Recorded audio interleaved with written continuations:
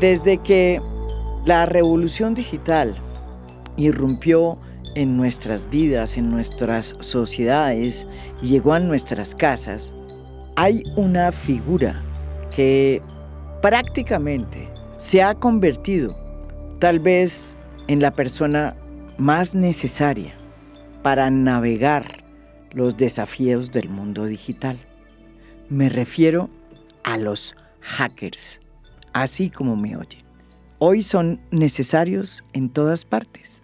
Uno piensa que los hackers son estos piratas de las redes que desarrollaron malwares para acabar con el mundo y poner su bandera. Pero resulta que no, que los hackers son precisamente las personas que tienen las habilidades para investigar y descubrir los fallos en el sistema informático, en las redes de comunicación.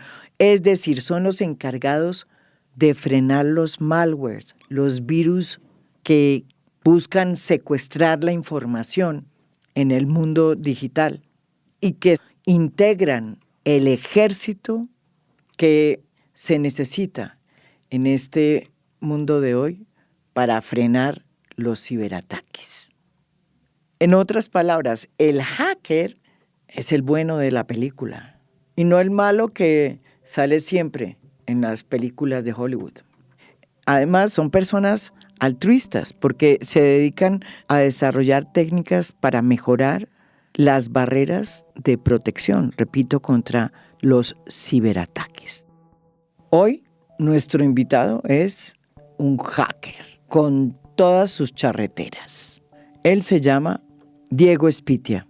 Es un ingeniero electrónico de profesión y hacker por pasión. Cuenta con más de 15 años de experiencia en procesos de ciberseguridad y se inició en su juventud, cambiando los horarios de inscripción de materias en la universidad. Una jugarreta que produjo cierto caos, al punto de que a él mismo le tocó confesar que era él el que había metido la mano en esos programas. Ha configurado muchos sistemas de protección para empresas y desde hace tiempo es uno de los hackers más reconocidos de este país. Bienvenido, Diego. Mi primera entrevista con un hacker. Muchísimas gracias, María Jimena. Diego, es evidente que muy pocas personas saben que cuando uno manipula su celular enviando cualquier mensaje, que cuando uno abre su computador y teclea y se mete a la red, tanto su computador como su celular pueden ser susceptibles de un ataque, porque el hecho de estar simplemente conectados permite a los piratas de las redes acceder a sus datos, a su información, a la que tiene usted en el computador o a la que tiene en el celular.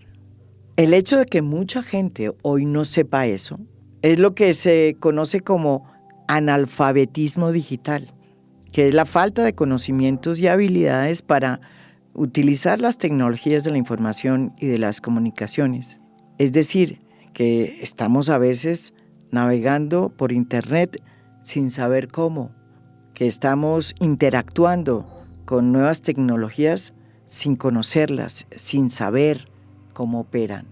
Y esas falencias, pues las aprovechan los piratas de las redes. Eso del analfabetismo digital lo explica aquí muy bien nuestro hacker, Diego Espitia. Incluso hay una frase de un investigador estadounidense muy famosa que dice que yo solo confío en un computador que esté desconectado de internet, desconectado de la red eléctrica, bajo tierra, No. y con seguridad física, y aún así lo analizaría antes de usarlo. Realmente cualquier cosa que esté conectada a internet es susceptible de poder ser accedida. Las conexiones a internet se basan en tocar puertas, es lo que nosotros llamamos protocolos y puertos, y cada que entramos a una página web o cada que accedemos a un servicio, cada que se activa un localizador, se está generando tráfico por esas puertas o por esos puertos. Existen varias formas de interceptar ese tipo de comunicaciones. Puede ser, digamos, los bits, el 1 y 0, y reconvertirlo para ver qué datos, o ya algo, digamos, un poco más sofisticado, como generar aplicaciones, enlaces, cosas que cuando la persona entre, pues, digamos, permita que se pueda conectar.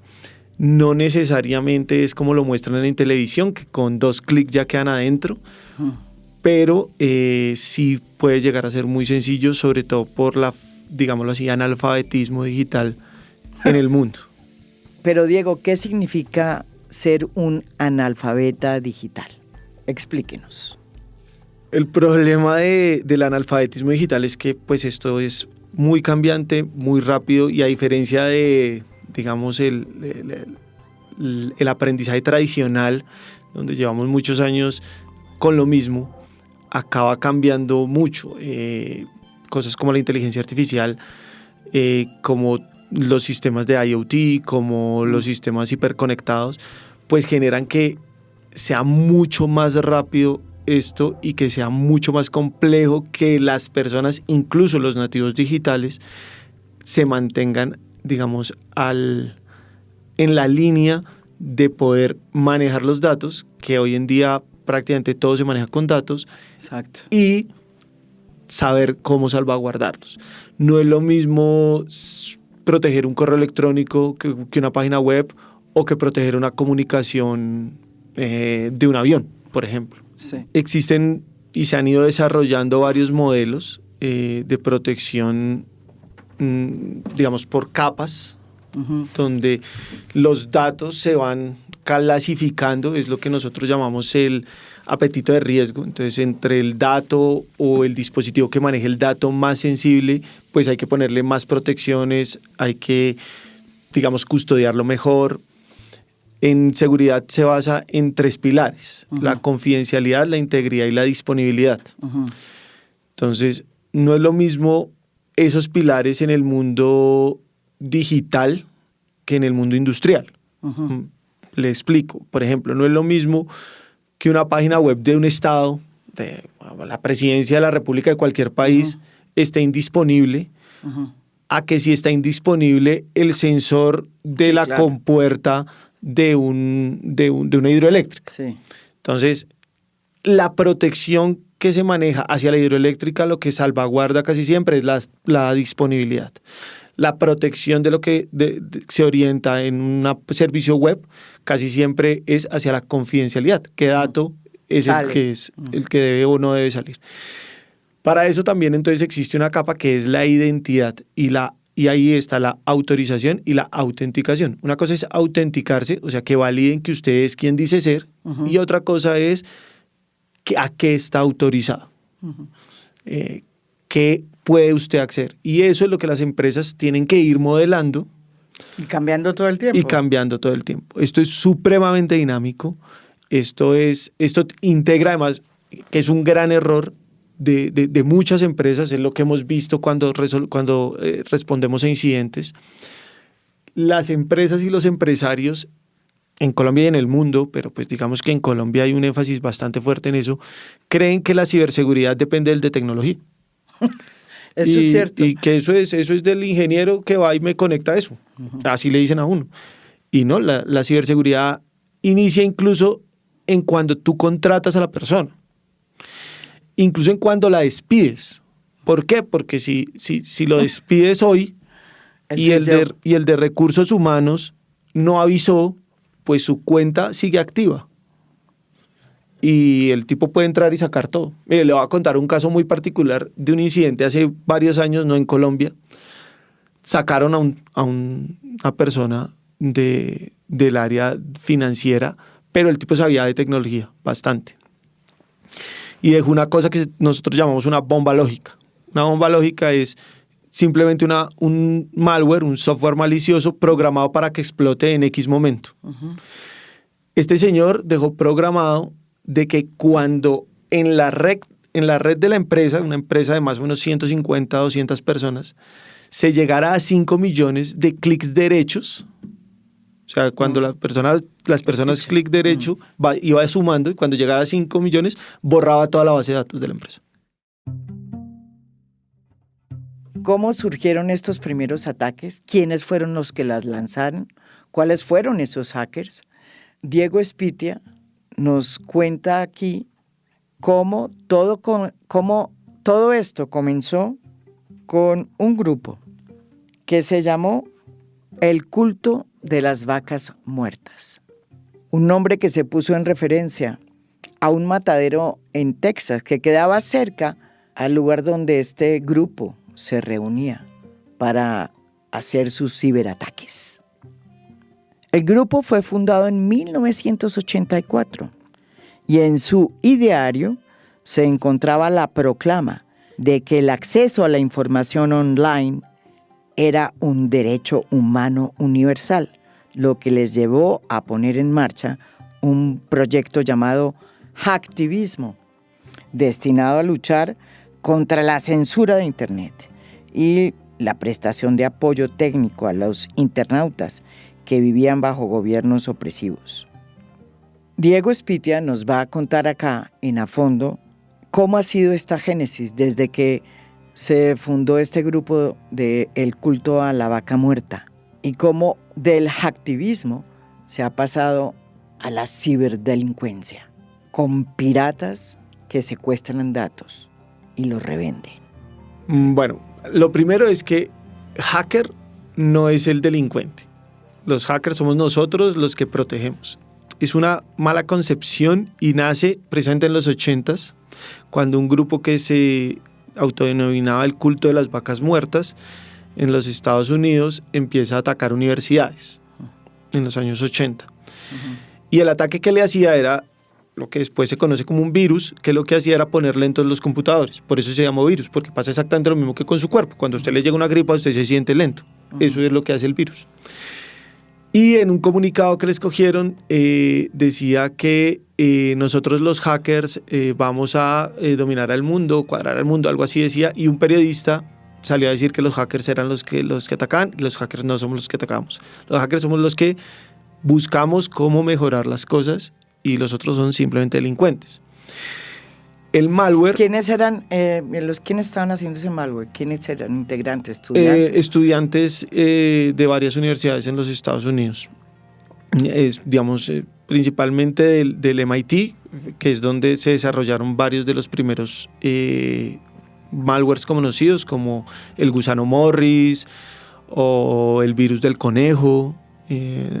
Fueron como los primeros que empezaron a surgir, que inicialmente no generaban ningún daño, ¿sí? Simplemente ponían lento el computador. Por ejemplo, de Rabbit Virus lo que hacía era que empezaba como si fuera un conejo a comerse la memoria. Wow. Y la consumía. Entonces llegaba un punto en el que el computador quedaba bloqueado. Entonces tocaba reiniciarlo y ya está, listo. Se te solucionó. El gusano Morris fue el primer malware que logró pasar de un computador a otro sin interacción humana, por eso se llama gusano. Entonces, de Morris Grown. Y cabía en un disquete de 345 para las nuevas generaciones. Son el dibujito de guardar de Word. Ese es un disquete. Entonces, esos fueron los primeros malwares. Existen muchísimos tipos de malware. Malware envuelve, o el concepto de malware envuelve a cualquier software malicioso. Un software malicioso puede ser simplemente un programa que te cambia la configuración del teclado y no te deja escribir. Eso puede ser un malware, porque pues, es un software que está pensado para molestarte, para hacerte daño. En este momento, el malware que más se usa para atacar, para generar, digámoslo así, conflictos, problemas, y el que más los delincuentes usan para obtener dinero es el ransomware, que es el software de secuestro. Para los que nos escuchan, el ransomware es un tipo de virus, de malware, o código malicioso que impide la utilización de los equipos en los sistemas que infecta. ¿Cómo funciona este ransomware? Lo explica Diego Espitia. Bueno, hay varios tipos. El primer ransomware fue en 1991 y se le denominó el virus del SIDA. Y lo que hicieron fue, se hizo una conferencia del VIH en 1991 y a los médicos que fueron les enviaron unos disquetes con las memorias, pero en realidad lo que hacía el programa cuando lo colocabas era ponerle una clave a todos los documentos Word que habían en el computador. Wow. Y te salió un mensaje donde te cobraban, en ese tiempo creo que eran $200, que tenías que pagar en una cuenta en un paraíso fiscal, en Panamá o no me acuerdo. Ese fue el primer ransomware. Después ya evolucionan, los primeros ransomware ya digamos de la nueva era surgen en el 2010, 2012 y surgen atacando a Android y a iPhone. Y lo que hacían era simplemente ponerle una clave al celular que usted no conocía. Y le cambiaban el fondo de pantalla y diciéndole, si usted quiere volver a acceder a su celular, tiene que pagar. Páguenos esto en tal cuenta. Con el surgimiento de las criptomonedas, digamos, da la facilidad de que al ser un sistema transaccional anónimo, tú no tengas la trazabilidad de quién lo hace. Existen, digamos, criptomonedas y estructuras de criptomonedas en donde están, digamos, cualquier persona las puede comprar. Es que es más, tú para comprar una criptomoneda en realidad no necesitas dar tu identidad. ¿Sí? Existen varias formas de adquirir criptomonedas y hay algunas en donde tú no necesitas entregar tu identidad. Hay otras, por ejemplo, cuando vas y la compras en una casa de cambio, como si tú compraras dólares, pues sí, claro, te toca dar tu identidad, pero hay otras en donde no. Entonces eso es lo que usan los delincuentes. Además, los delincuentes en realidad no compran criptomonedas, sino lo que hacen es poner la billetera, que es, haz de cuenta, una cuenta bancaria que no necesitas registrar. Esa sí la puedes crear en cualquier lado. Entonces, por eso es que es difícil la trazabilidad. No imposible. Se han visto casos en donde incluso han llegado a detener a las personas, pero es muy complejo. Entonces, eso se ha aprovechado para que el ransomware surja mucho más. Entonces, el ransomware en este momento existen ransomwares hasta de 4 extorsiones. Entonces, le explico la primera extorsión, los ransomware de una extorsión, es que entran, cifran la información, puede ser una base de datos, puede ser las páginas web, puede ser los computadores de los trabajadores, eso dependiendo del grupo de ataque, y te cobran por recuperarla. El cobro usualmente es proporcional al de la empresa, entonces, o al valor de la empresa. Por ejemplo, en el 2001, el Colonial Pipeline, que es el oleoducto más largo en los Estados Unidos, que va desde Houston hasta New Jersey, fue secuestrado, dejó sin diésel, gasolina y gas a toda la costa este de los Estados Unidos, y el cobro era de $7 millones de dólares. Wow. Pagaron 6,5 y el FBI dice que recuperó 2. Ese es de una extorsión. La otra extorsión surge tras la salida, digámoslo así, a la luz de las leyes de privacidad, como la GDPR en Europa, las leyes en Colombia y demás. Por ejemplo, en Colombia hacen que las empresas tengan que registrar las bases de datos personales de sus trabajadores o de sus clientes o de sus proveedores. Entonces, entran, cifran, pero antes de cifrar, sacan toda la base de datos. Entonces te dicen, mire, le cobro $1 millón para darle la contraseña, pero tiene 10 días para pagarme, porque si no te publico la base de datos, y eso es una multa, en Europa es una multa de 20 millones de euros. ¿Cómo se organizan estos ciberdelincuentes? ¿A través de qué empresas o qué máscara logran hacer todo lo que hacen? Oigan al hacker Diego Espitia, porque él los desnuda y nos cuenta quiénes son y cómo funcionan. Son organizaciones criminales organizadas. Nosotros técnicamente los llamamos APTs, que son Advanced Persistent Threat o amenazas persistentes avanzadas, y son grupos que se orientan a hacer ese tipo de ataques. Existen incluso además unos que se orientan a grupos financieros o industriales puntuales. Por ejemplo, las denominadas FIN se orientan solo a atacar empresas financieras. En México existe uno que se llama Bandidos Revolucionarios Mexicanos, conocidos también, digamos, como FIN 13. ¿Y ellos qué hacen? Ellos solo atacan bancos y hacen principalmente ransomware de doble y algunas veces triple extorsión hacia los bancos.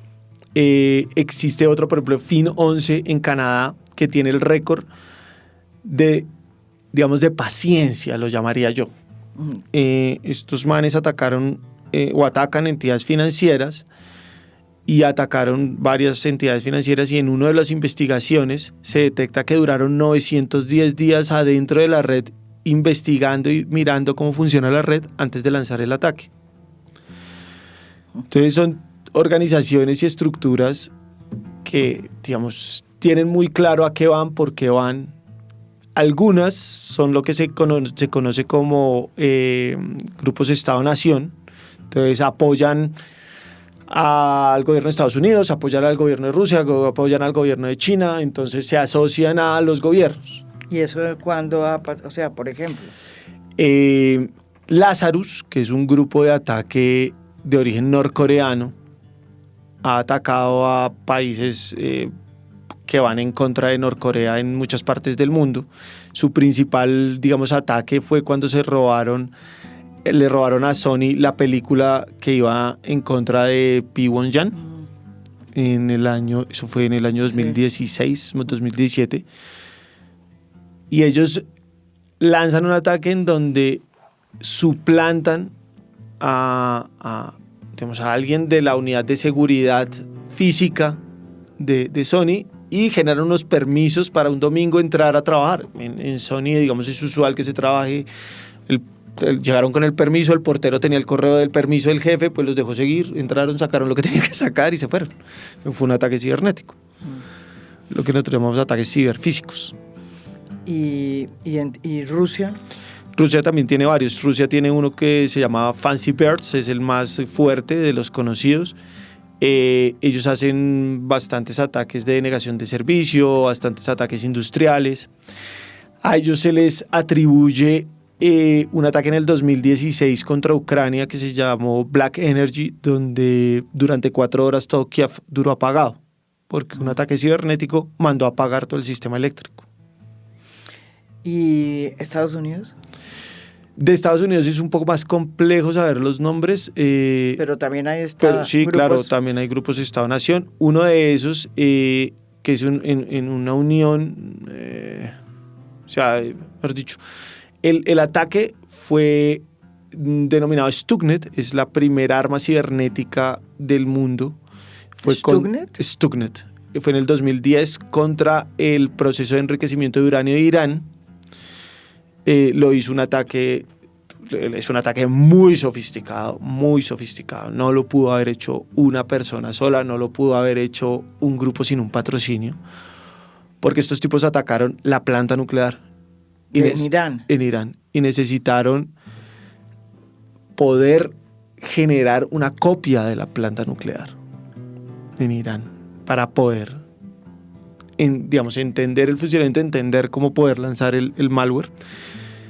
Para que se haga una idea y volviendo un poco a la primera pregunta de por qué cualquier dispositivo, incluso los desconectados, se pueden atacar.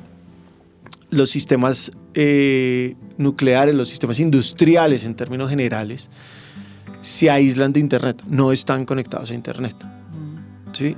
Para poder llegar a ellos se usa o un computador central que se denomina usualmente pivote o jump host, o todo se lleva por USBs.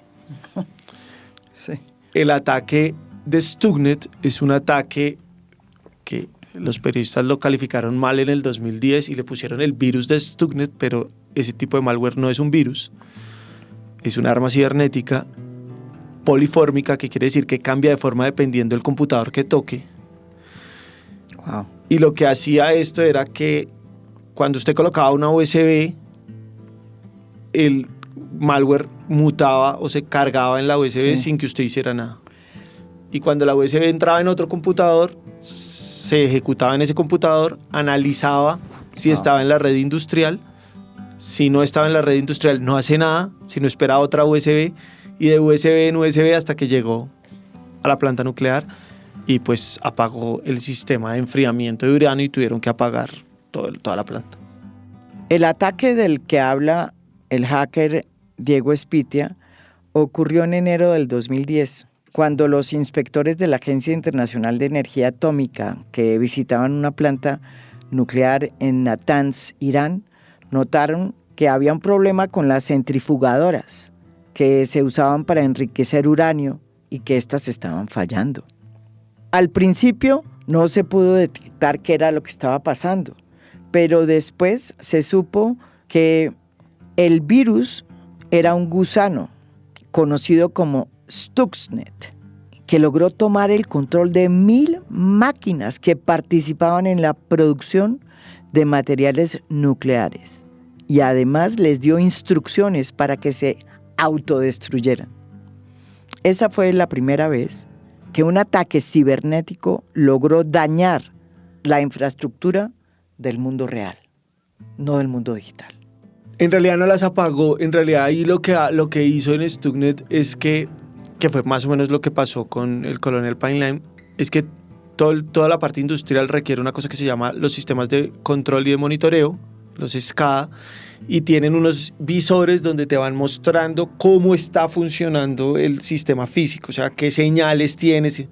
Eso decía que todo estaba caliente y adentro todo estaba frío, por decirlo así, o más o menos para que se entienda. Uh-huh. Entonces no se podía confiar en el sistema de control, entonces les tocó apagar. Sin lugar a dudas fue la pionera de las armas cibernéticas, de lo que, digamos, técnicamente conocemos como Estado-Nación. Después de esa vino Duqu, vino Fugu, que son, digamos, mutaciones para atacar otro tipo de sistemas industriales, pero existen hoy muchos desarrollos principalmente orientados a robar información en este momento, más que a un ataque como esos, que son armas muy sofisticadas cibernéticamente hablando. Para el hacker Diego Espitia, el principal objetivo de estos grupos no es democratizar la información, como lo hacían el culto a la vaca muerta, sino lucrarse del secuestro de datos. Es decir, son simples ciberladrones. Y lo que buscan es plata. Digamos que el principal objetivo hoy es monetario. Por eso es que el ataque... Secuestros. Por eso es que el ataque más común es el secuestro de datos.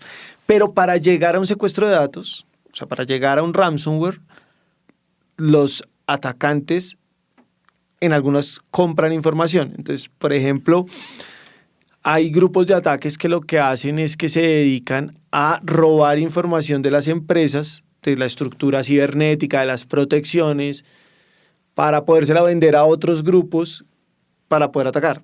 Otros grupos ya montan su forma de ransomware y lo ponen como servicio. Entonces se llama ransomware as a service o malware as a service. Entonces, Diego no, pero digamos una empresa o quiere lanzar un ataque a otra empresa, entonces contrata un servicio de esos, obviamente es un contrato ilegal, para atacar a otra empresa.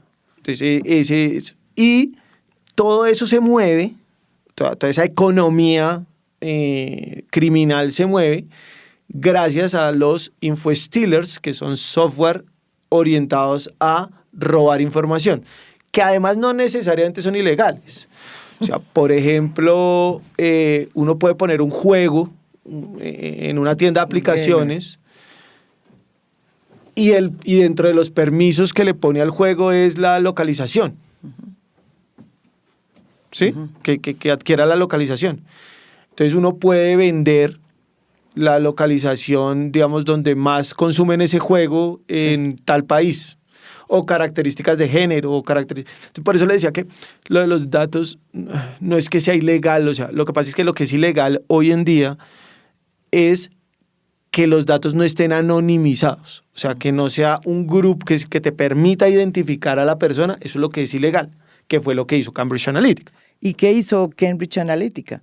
Pues fue una empresa privada que logró comprar unos datos de Facebook, datos personalizados con nombre propio, que fueron utilizados para perfilar los mensajes que posteriormente se crearon para sacar a votar a la gente emberracada en favor de Donald Trump en las elecciones del 2016.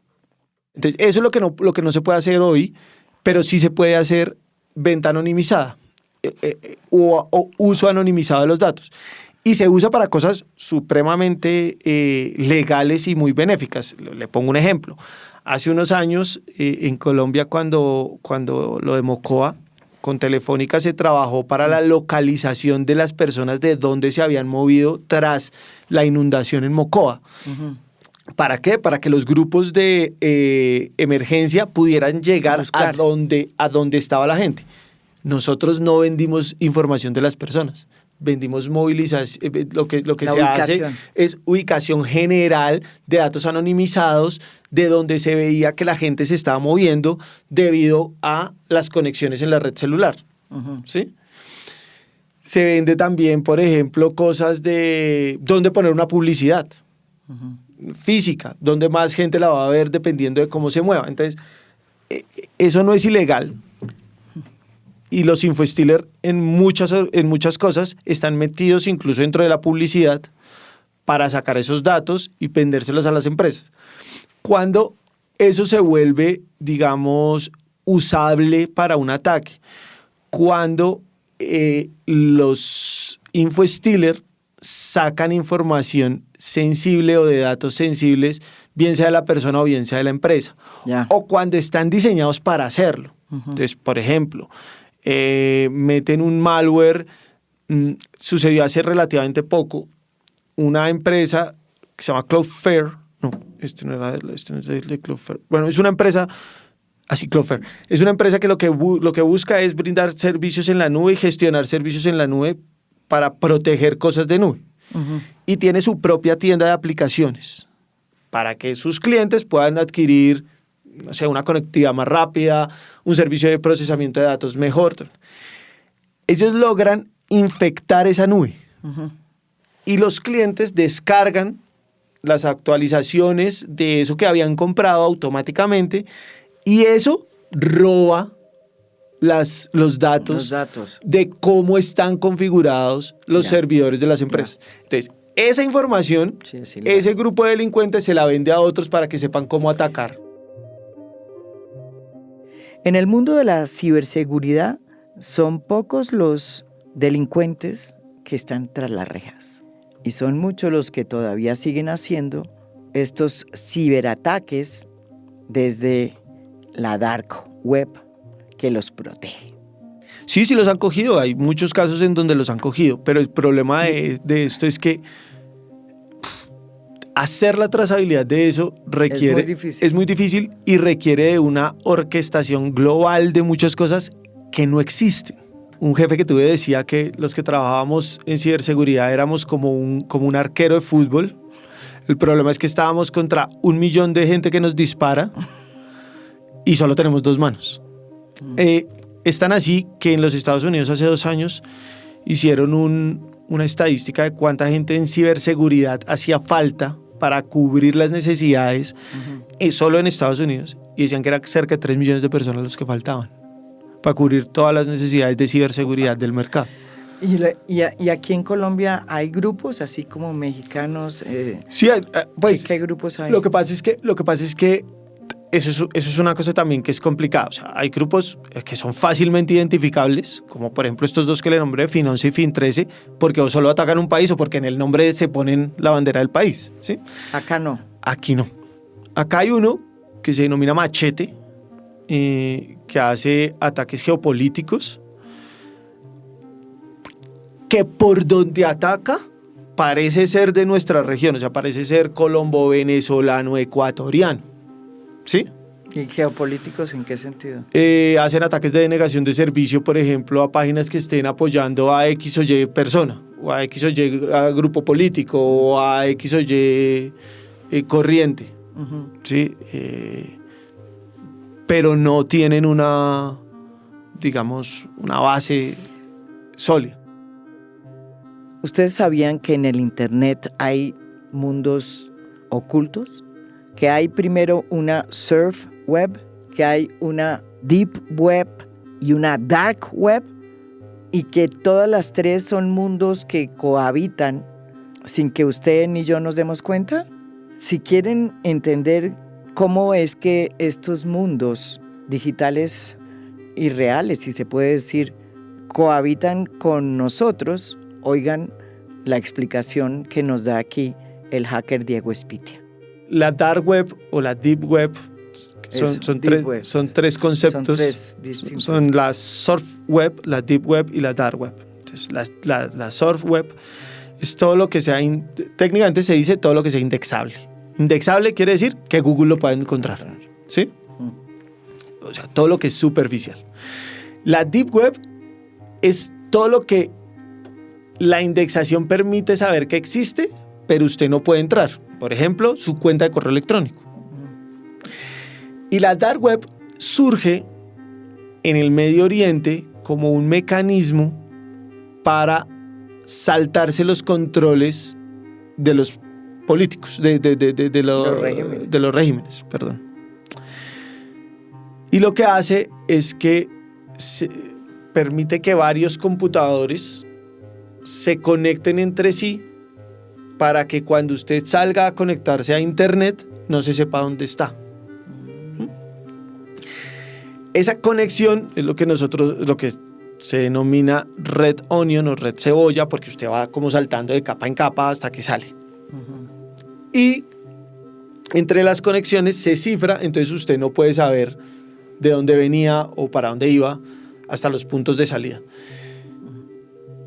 Y como todo va dentro de esa red, pues lo que permitió fue montar ahí dentro de esa red servicios web, o sea, páginas web. Y eso es lo que se conoce como la dark web. Hay gran parte de mito, hay gran parte de realidad en qué es la dark web. En realidad, cuando se hacen escaneos de la dark web, lo que más se encuentra son libros. ¿Por qué? Traducidos, libros que cuestan mucho dinero y ahí los consigues gratis, publicaciones. Pero pues también encuentras cosas como el manual de cómo el FBI hace tal investigación, por decir algo, o sea, por poner un nombre de alguien, de una entidad que todo el mundo conozca. Entonces, claro, si alguien lee ese manual, pues va a saber cómo el FBI actúa, sí, y puede empezar a buscarle los puntos flacos. Y también permitió montar tiendas para vender lo que en otros lados no dejaban vender. Drogas, armas, sicarios. Y es lo que se conoció como Pirate Bay, que además el fundador está en la cárcel hace cerca de 10 años. Como todo, hay alguno que lo monta, lo hace, se vuelve el de famoso, pues cuando lo capturan nadie quiere ser él. Uh-huh.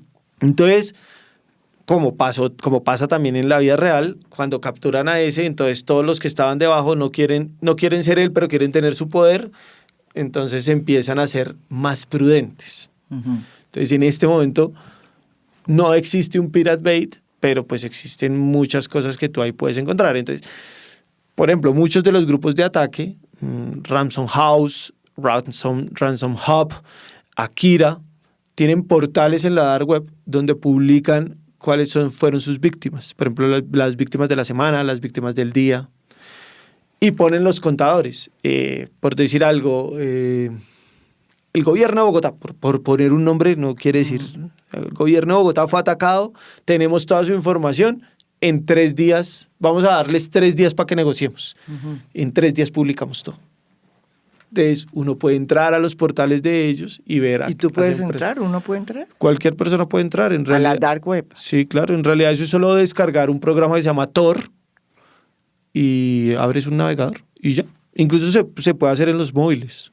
¿También? Sí, claro. Se llama Tor Onion. O sea que la Tor Onion, o sea que la dark web no es tan dark.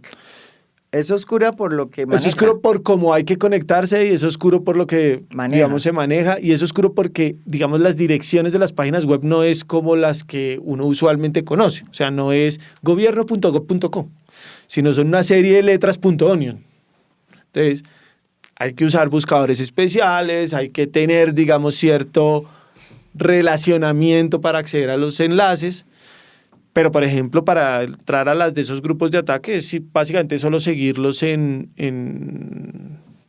canales como los que generan ahora en WhatsApp, los que generan en Telegram, y ellos ahí publican. Hay nueva información de un nuevo cliente, una nueva víctima, y le ponen uno el enlace. Y ya, tú entras. Usted dice que estudió ingeniería electrónica, pero que su pasión es ser hacker. ¿Cómo es eso de ser hacker por pasión? Yo creo que yo siempre le he dicho a mi papá, que lo digo con mucho cariño, pero yo creo que es culpa de mi papá y mi mamá. ¿Por qué? Mi papá es abogado, pero siempre le gustó la tecnología y pues, yo vengo de una familia de clase media normal, tradicional, digámoslo así, bogotana, y mi papá compró un computador en los años 90 cuando casi nadie tenía computadores y mi papá siempre me dijo, haga lo que quiera siempre y cuando yo la necesite usar, funcione. Y pues me dejó jugar y yo aprendí a jugar ahí mucho. Y mi mamá siempre me dijo, usted puede hacerlo lo que quiera siempre que sea legal. Y así aprendí a cómo funcionaban algunas cosas, cómo romper otras. Entendí cómo se podía usar para el bien. Nunca pensé que fuera mi profesión, por eso soy ingeniero electrónico, porque para mí la seguridad siempre fue un hobby. Uh-huh. Es más, en la universidad, cuando estaba en segundo semestre, ataqué el sistema con el que uno organizaba sus clases. Le cambiaba las clases a mis compañeros y yo me dejaba las mías. Todos me odiaban por eso, pero nadie sabía que era yo. Pero hoy lo cuento porque ya no se puede hacer. Entonces lo puedo contar tranquilamente porque ya sé que no se puede hacer porque lo empecé a usar de segundo a noveno y ya después les conté cómo era que se tenía que solucionar. Pero no, y nunca lo hice con mala intención. Pero nunca, para mí nunca fue una profesión, nunca fue algo con lo que yo fuera a vivir. En realidad todo empieza hace como 15, 16 años en una empresa en la que trabajaba, en la que mi jefe, nosotros montábamos servicios para empresas y mi jefe me dice, tiene que cuadrarle el firewall, que el firewall es como el control de acceso, haga de cuenta usted los porteros. Uh-huh. En la organización y pues yo lo cuadré muy rápido y él me dice, pues ¿usted por qué sabe eso? Y yo no, pues porque yo toda mi vida he jugado con esto y pues lo sé cuadrar. Entonces él ve la oportunidad, empezamos a montar cosas de seguridad ya y es que empiezo como a ver que sí es profesionalizable lo que hacía, hago la especialización y bueno, ya de ahí para allá. Llegó acá. Lo convierto en, digámoslo así, convertí mi hobby en mi vida. Con todo el conocimiento que tiene Diego Espitia, él es un hacker optimista, pese a que se ha enfrentado a los desafíos más grandes en materia de ciberseguridad y de que sabe cómo funcionan y cómo se comportan en la Deep Web y en la Dark Web estos ciberdelincuentes. Y contra lo que opinan filósofos como Harari, él no le teme a las nuevas tecnologías. Las conoce y las está utilizando para frenar los ciberataques. Para mí la inteligencia artificial es exactamente igual que la pólvora. ¿Qué es como? La pólvora nunca la crearon pensando en matar gente. El que le puso la maldad fuimos nosotros. La pólvora los chinos la inventaron para poder cruzar montañas y facilitar la minería. El problema es de cada uno. Así como los delincuentes usan inteligencia artificial para atacar, los de que defendemos también usamos inteligencia artificial para defender. Y ha permitido grandes avances para poder detectar anomalías de comportamiento, que creo que es el futuro de la ciberseguridad, más que el poner 200 capas y tener 1000 ojos mirando qué sucede en la red. Es que es una cosa muy difícil, lo he hecho durante muchos años y es muy difícil y cada vez es más difícil porque, por ejemplo, un computador te puede generar 500, 600 eventos en un minuto y poder analizar 500, 600 eventos en un minuto y detectar cuál es anómalo. Difícil. Pues eso no es humano, o sea, así de simple. Mientras que con la inteligencia artificial sí se puede hacer siempre y cuando se entrene bien. Y lo hemos hecho, lo hemos logrado. En Telefónica hemos hecho varias cosas, digamos, entrenando las cosas para que funcionen bien, se han podido probar, se han podido poner en marcha. Entonces, yo creo que más que para bien o para mal, eso depende de la humanidad. Lo que pasa es que pues, la humanidad ha demostrado no ser tan humana. Esto es A Fondo. Mi nombre es María Jimena Duzán.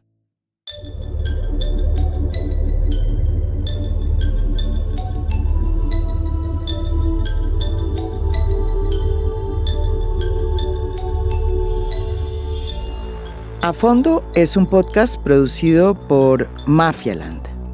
Producción general, Beatriz Acevedo. Producción de audio, Daniel Chávez Mora. Música original del maestro Óscar Acevedo. Nos pueden escuchar también en mi canal de YouTube. Gracias por escuchar. Soy María Jimena Duzán.